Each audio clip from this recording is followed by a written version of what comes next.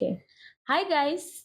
Welcome to the Creative Couple. My name is Zila, and with me here today is Mr. Henry Pinodam, who is a filmmaker based in Jos. Yes, our own very city, Jos. We have a whole lot of creatives here in this city. I tell you, we are blessed. Mr.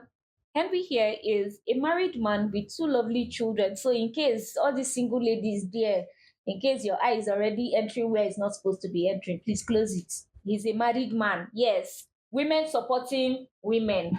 So join us. We're about to have a really, really interesting conversation here, I assure you, because on the creative couple, of course, we always try to find balance between married people who are always busy, who are always in the creative space, right? So we are trying to know how they find their balance being married and being creatives. So, welcome, join in on the conversation. So, Mr. Henry, let's meet you. Let's hear more about you, more of the things you do, and everything you do, basically. When people usually ask me this question, how did you become a star? Well, I first of all solidified, then I crystallized, then I evaporated into the sky. Oh, Yeah, but then basically, sorry, that's just. By the way, my name yeah. is Henry. I shoot movies. I tell African stories. Hmm. I love doing that. And like she said, I'm married to the most beautiful woman in the world. Lucky enough for me. Yeah, she's fine at you. So, she is my partner in my industry, my business, even though she's a medical doctor. Woo! I have two lovely daughters. They are Wow. everything in the world. Wow. Yeah, like they look so much like their mother. Oh, Fine. sorry, they cheated you in that one. No, I love it because I'm not as fine as she is. So Oh, I love the fact that the girls look. it's funny how you are actually admitting that you're not. No, You're I'm not fine. saying I'm not a fine guy. Okay. I'm just saying that she's finer. She's finer. Yeah, Oh, of course, she has to be finer than you. Because you don't want to go and eat food today. You want to come here and say your wife is No, not no, no, fine. no. I wasn't patronizing her. Oh, okay. She actually is. If you see my wife, please flash her picture so that they will see. If you see my wife, Okay. So, if Mr. you Henry, see my wife, the emphasis on if you see my wife. So, Mr. Henry, how how is it like being in the industry, like the filmmaking industry? Like, how is it really like? yeah, it's actually a very fast-paced industry. It's No. growing. It's actually picking pace. If you look Okay. at how we produce a lot of films per week in Nigeria, one of the highest Quality. not quality, Okay. highest quantity of movies Movies. produced Okay. per month in the world. I think we're second to only India. Oh. So it's a very fast-paced industry, and if you're not fast enough, you'll be left behind. No. Okay. And also, we are moving gradually from the Alaba production to cinematic productions. Just yeah, you people on a chat when they try give us real as in very very powerful movies. Yeah, the thing is, there are very powerful stories in Nigeria. Yeah. If you see movies like Madame Koi Koi, So taking a leaf from the secondary school fair in young students, that is one witch that is coming from out of the wall. terrorizing everybody. Yes, so we are picking such African stories and putting them on screen. When you look at the story of Breath of Life, Yeah. Very lovely movie. Takes filmmaking to a higher level, deeper stories, Yeah. and all of that. And even the stories I'm shooting so far, Stand By Me, which focuses on marriages and issues in marriages. Stand By Me. Like there are like 5 couples that we pick their stories. Okay. This couple is a wife that has issues. This one is a husband. This one is so different issues, and we try to look at, if you do this, these are the consequences. Yeah. And people seldom think about the long run effects of their decisions in marriage. So we try to bring all of those on screen so that a lot of people identify. You're watching, you believe you are watching your story on screen. It speaks to you directly because they can see exactly. I have been trying to make my husband to see this. Look at it on screen right now. I just wish my husband has to watch this. So because they get to see their stories on screen. And I think the industry is growing because right now we hear that, a tribe called Judah has made so much money from cinema alone. The cinema culture is beginning to spring up and grow very fast too. We saw that they made like a 1.3 billion thereabout from cinema tickets in the box office. So it's huge. Actually good. So the industry is really growing fast, and we're getting better in the way we tell our stories. Also cinematography, also sound, lighting, set design, costumes. We're really making good progress. Okay. And my job in the industry is to push it a bit further than that. We need to inculcate even action, even horror, different genres. We can pick them up and then, challenge ourselves. And push the boundaries. So if I get you quite well, the journey is challenging. It's a journey. It's challenging. It's actually time consuming. It's demanding. And all of that. Okay. So now this is where our interest is. So how have you been able to balance that, being married and then you're a father, right? There's always room for family times and all of those things. So how have you been able to balance being a filmmaker and a husband to a medical practitioner, and then also to your children, two lovely girls? So how have you been able to balance all of those things? Like, how have you been able to digest them? Because it's a whole lot, if you ask me. You see, I would say that my wife is a miracle. Oh. I mean, there are times when I have to travel where the movies are. I spend a month away from here. Oh. She holds the fort together. She is a doctor. She's busy. She probably sometimes will be on call in the night. But how she gets to juggle between doing all of that and still giving these kids quality time. It's what amazes me, because each time I come back, my children are way better than the time you left them. They've picked up new words. They've read new novels. They are more intelligent. They are better behaved. I mean, she is amazing. Aww. Though, yes, I get to spend time with them in the night after shoot on the phone. We get to do videos and we get to talk about things. But then I know I would give my wife the credit for doing all of that. And when I get back home after a production, I don't just switch into post-production, because that's another whole new journey. I take my time to rest. Maybe take 2 weeks off, spend the whole day with them at home, swimming with them, playing with them. I mean, I spend my time with them. Oh. So I get to make up for lost time. Oh, that's beautiful. And then, of course, for Madame, I can tell you on television how we make out. Hey, please, we don't too much information. But then I try to do my best. I try, honey. So. Okay, let's assume that he tries to, spend quality time. I like to think that I try. Oh, you like to think that. I wish she was here to speak for herself, because most times you find out that it's really a lot for them. They really don't come out to say this is it. Some of the challenges when you're not here with them and the kids and all of those things. But it's good that you're trying to find a balance, of course. So being a filmmaker, what is the inspiration? Like, how did it all start? Was it something inside of you, or you discovered along the line that you love the screen and you want to do something with the screen or something around the screen? Like, at what point did you discover that you had interest for filmmaking? Well, basically, it started with acting. I was very young. I was even in primary school when I fell in love with acting. I used to watch actors like Family Matters. I used to watch Family Matters. So there's this character, Steve Urkel, and his girlfriend Laura back in the day. Those who know Family Matters, so that role was acted by Jaleel White. Those were some of the people that inspired us back in the day. And then, we watched a lot, like Michael Knight, Knight Rider, and all of those things. So all of that shaped my desire to be on screen. And I've always wanted that from childhood on, to be the next Denzel, and all of that. But, when I got my first role in a movie, maybe 20 years ago, I was casted in in a small role in the production. And when we got on set, because of how my personality and my talents just showed themselves, they took me off that small role and made me the villain of the whole production. Oh, So I was beautiful. hung in the movie. At the end of the day, I was selling white. There was a movie with white and black people. I was selling white, my own black people. I was a chief in the village.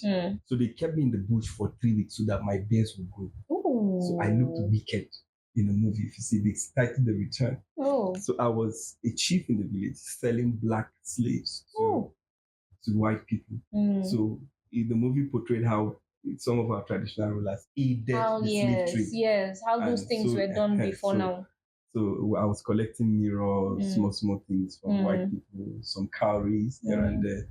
And so it was a beautiful production. In fact, they drafted me into the script making, script writing team, and we reshaped the story on set. Whoa. We spent like 2 months on that set. Wow. So it was a good production. It was not one of those sharp.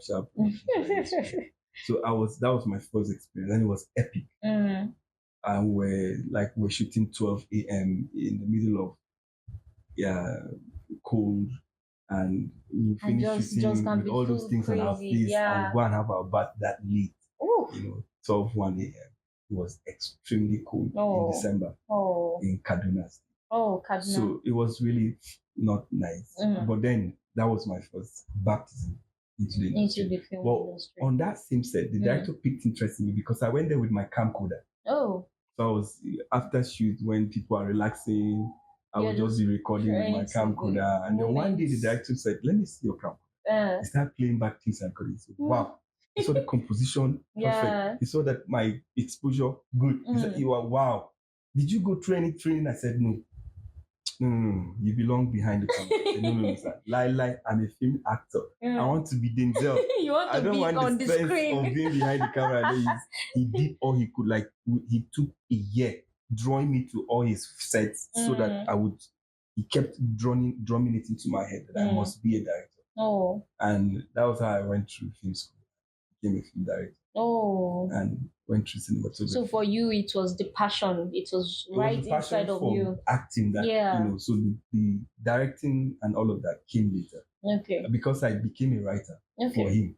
So I'd written a couple of movies. You probably have watched something I've written, but you didn't know because people don't used to watch the end credit after the movie. Once the moment you see, finished, yes, now you open credit says it all for us. I've written a couple of stuff for directors across Nigeria before I became a director, and it's painful because I watched them water down my story because there are certain things that makes directors do that. Number one, want of time, because you're on set and then there's one particular props that is important in the scene and is not available. Scrap it. Then maybe the actor is not giving what you want to see. Okay, let's reduce it to that.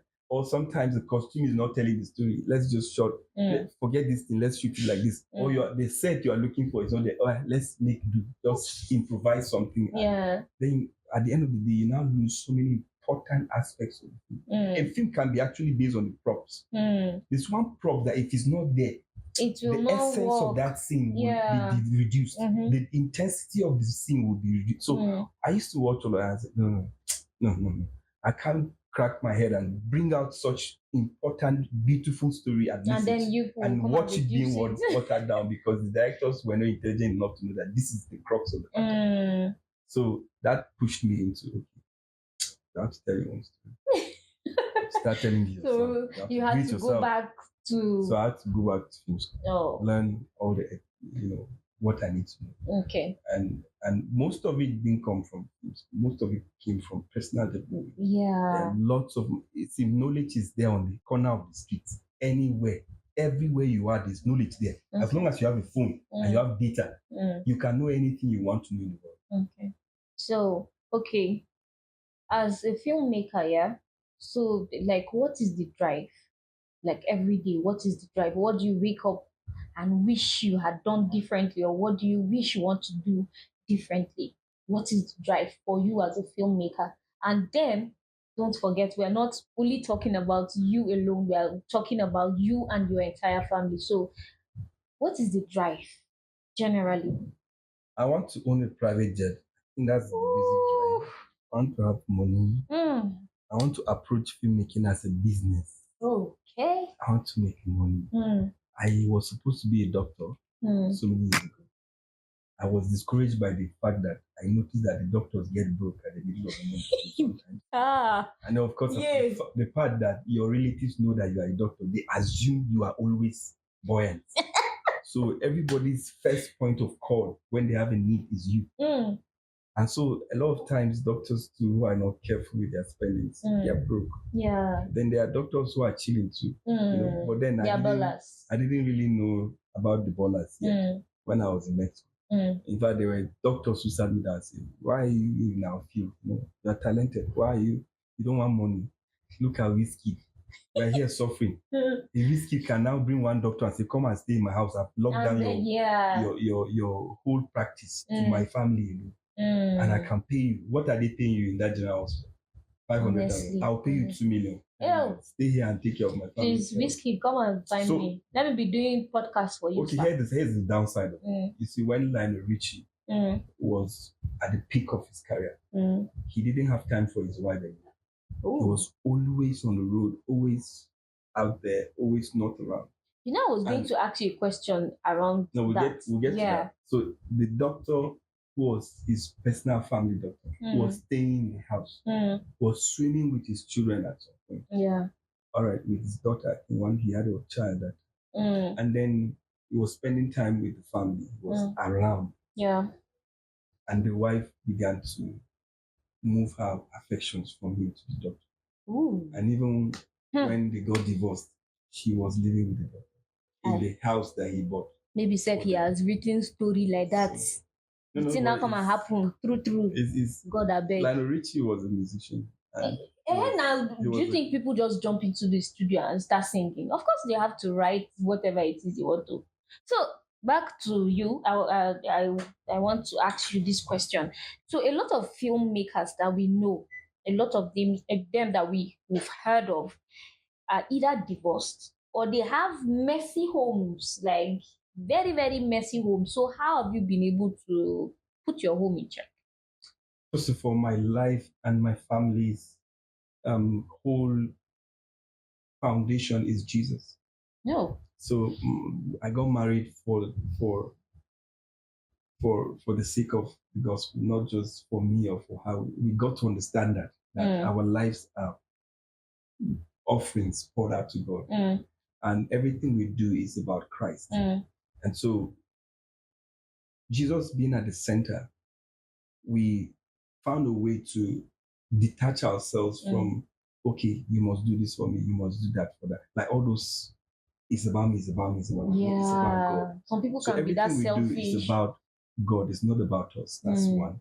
Two, we try as much as we can to always be there for each other. Yeah. And if I'm not there, she's my strength. If she's not there, I'm her strength. And of course, we didn't assume that we would flow so easily. Yeah. Of course, we are not, it's not a bed of roses, it's not a walk in the park.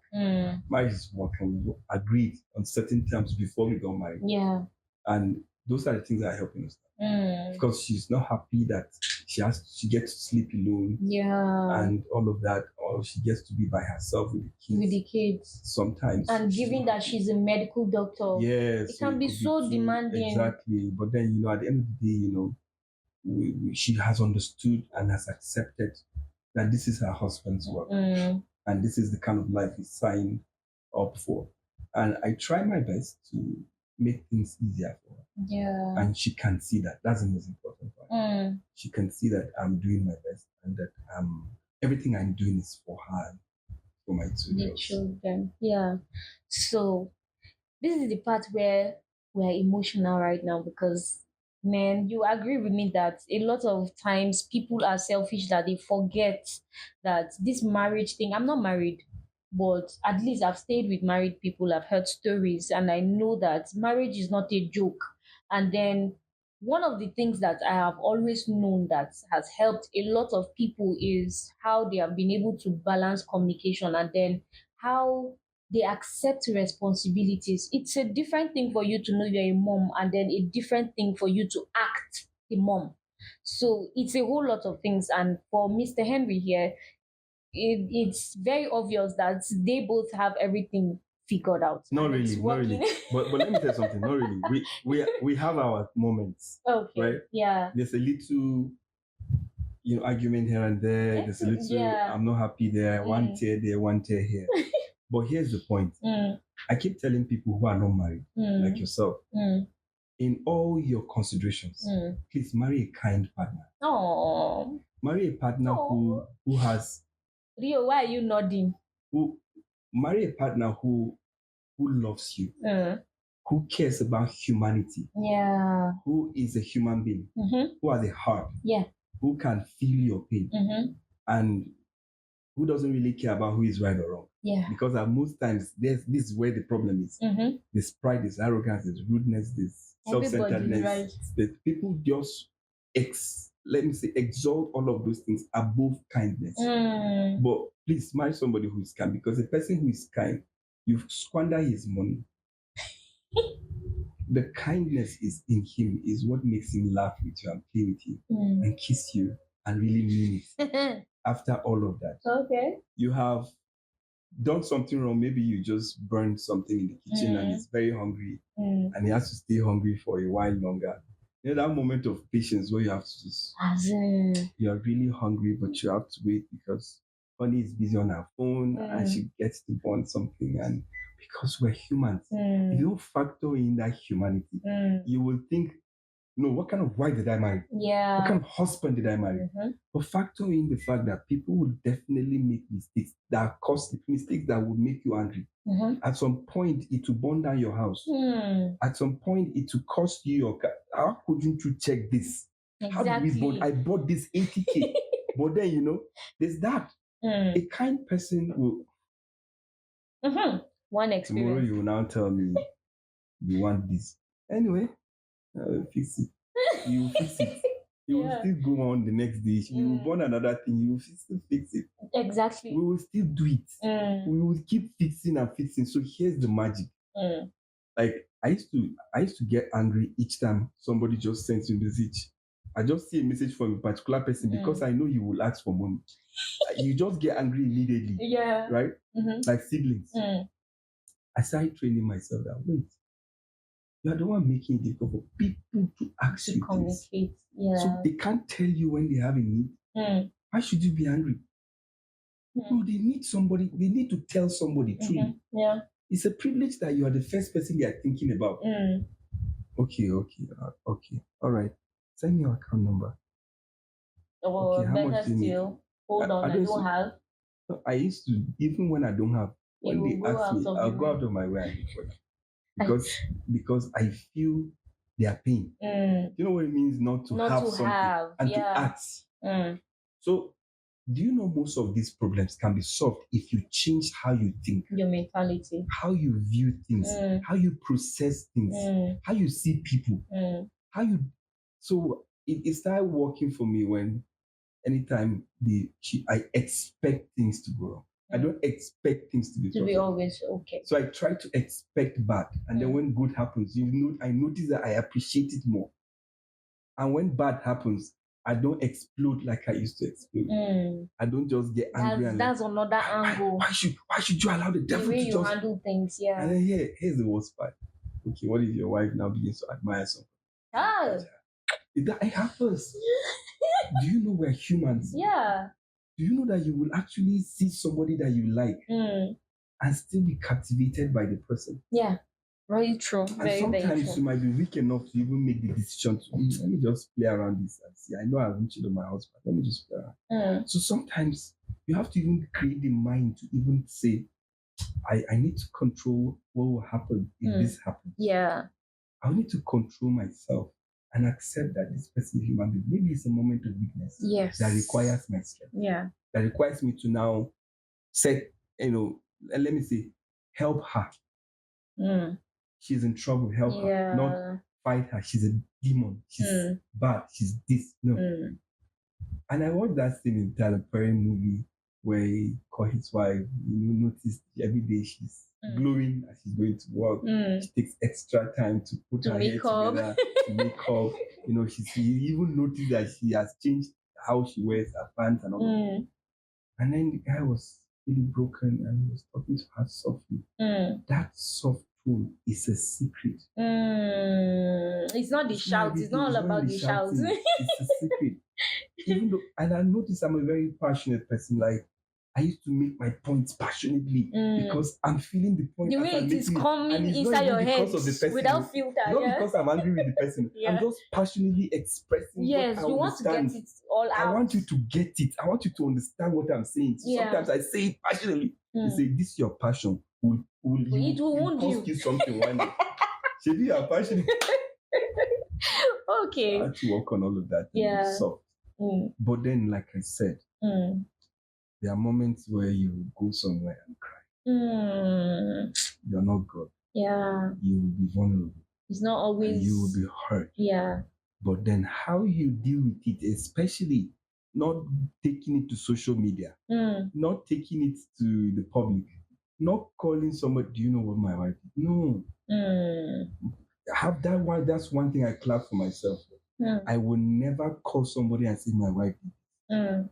No matter how the thing is pinching me. It's better the both of you sit and talk about because it. We will settle. Yes. When you finish settling, you forgive, but the other person will not somebody else cannot forget. Now be eyeing your wife. You are now inviting third party. They will now begin to create a program for your family. See, finish women. And they will now start telling you what to do with your wife. Yeah. They will now start telling you what they think is going on in your family. And by the time you open up your house, that leak to external voices, you're bringing problems to you. Honestly. It will not be able to, the problem will become unfixable. Like we're trying to fix us, but then everybody else knows us. Yeah. So we can't fix us. Okay. So that's the problem. So that's work for me. My mouth is shut. I'm teaching her. She's learning gradually. Yeah. Because she has a couple of friends that she must tell them. She has a board of directors. Yeah. It's fine. For ladies, I think ladies need that we communicate. System. Yes, yeah. That's why I try to see the kind of people around her. It's important. Yeah. Since I noticed she listens to them, I just need to know the kind of people she listens to. Yeah. And I'm glad she has very, very well-meaning people around good Christian, fine, intelligent brains around. That's beautiful.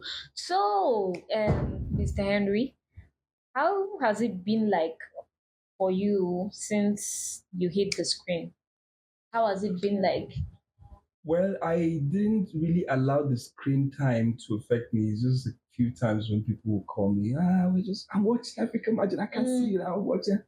At one point, I think the peak of it was when the SSG called me.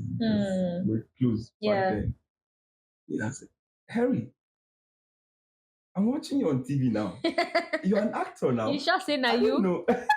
So everyone was like, okay.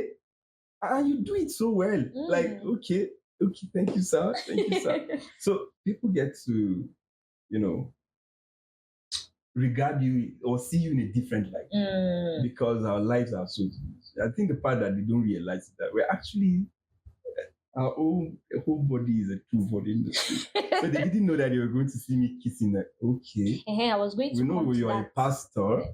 Yeah, so you're a pastor. They say that because I preach. Right? So they say we know you're a pastor, but we didn't see this coming.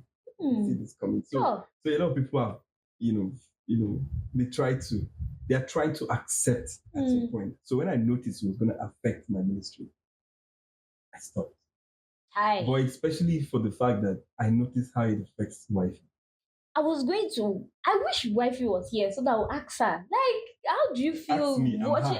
No, you can't. The Bible says the two shall become one. One. In this case, I would have really loved her to be here so that I would see the expression. What she will say because she has said it to me. So how has it, like, how do you feel seeing your husband locking lips with another girl? That's the word.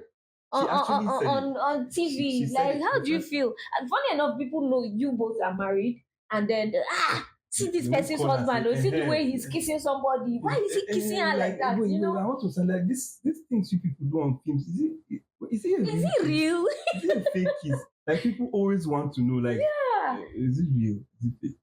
It's real. Ha, It's me, good. I'm It's just curious, that so I want to meet part, her. the unreal part about kissing on set is the fact that you There are don't no allow it emotions to get attached. into your heart. Yeah, there are no You strings just do attached.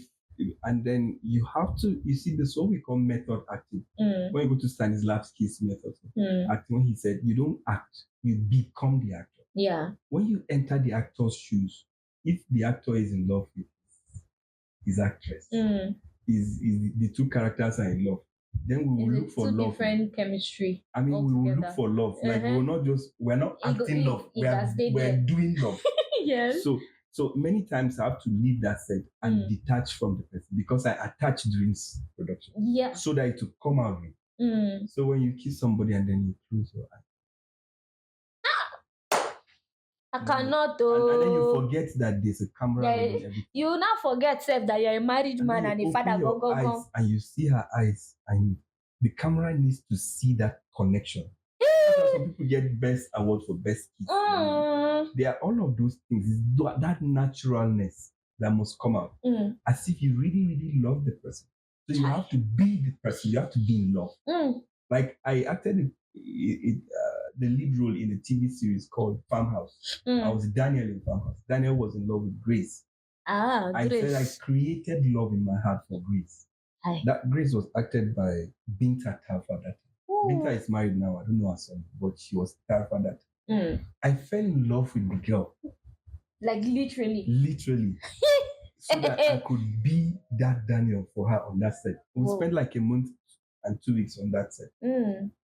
After the set, immediately I left that state. Like my flight back to where I live. I detached the love out first before I go. You come out that like clothes. Yes. In where you want to carry and go before. So those things are real, right? So going back to your question, like I actually, the first time she saw that, she actually, so you acted this before marrying me. You acted it, yes, sir. Okay. Send me. I stupidly just looked for one scene where I was kissing and send it to her. Wow, it's your confidence. Innocently, like thinking that I know this lady will not be affected. And truly, like, the first time she was not deeply in love with me. She saw it. She just said, "Lip locker." So I thought that was it that day. 2-3 weeks later, lip locker. It's in her head already. There's nothing you do. Like she. Then when she fell deep in love with me, she said, now it's difficult for her to watch that clip. So it's difficult for her to watch a clip on her phone. How difficult do you think it would be for everybody else around her to watch? Yeah, knowing that this is so it's always difficult for people. And it's not just mouth touching, body's touching. You're holding her in different places. She's holding you. She's holding the back of your head. She's turning you on bed. Like doing a lot of things, touching things. At some point, you have to touch things that because of that should not be touched. Because the script says touch.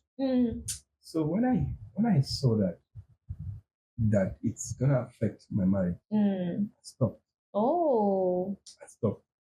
I stopped before we even got married. Sacrifice. She said, no, she wants me to. I said, I lie. She said, you're an actor. That's what you do. Babe, I'm going to be fine with it. I said, lie. This mouth, I'm going to make it exclusive for you. For one person. And you alone. That's how it should be. So that's how I got, out of those. Now that I shoot, I script myself. I don't put kissing in my script. But like the next production I'm going to do, you're going to probably will kiss. I'm not sure. There's no kissing in the scene right now, so far. Okay. But probably there could be one kiss. There should be 1 or 2 kisses. We are trying to mirror society. We're trying to show what is really happening behind the scenes in people's lives. And so when we do that, we need to just be honest about it. Even Mount Zion I think it's a bit hypocritical because the people that you think they are not doing anything, they will remove that they are holiness and do some things. So just try to show it. It's real. It's life. It's real life you are showing in the film industry. And what are we trying to do? We're trying to offer solutions. And Madame understood. She's too intelligent. She's so sweet and kind. And you're the best. You're the best. His baby. So, Mr. Henry, it was really really lovely having this conversation with you. I'm sure that a lot of people out there who are into the creative space have ideas on how to balance marriage, being a married person, and their career. So thank you very much for staying here with us. I believe that you have picked one or two things that you will be able to apply and then make yourself a very, very useful person in the society. So, this is everything we can actually take for now, but always stay here in this space with us because I assure you we have a whole lot of interesting people that you will meet in the course of this podcast, and then a lot of things. We have a whole lot of things in stock for you.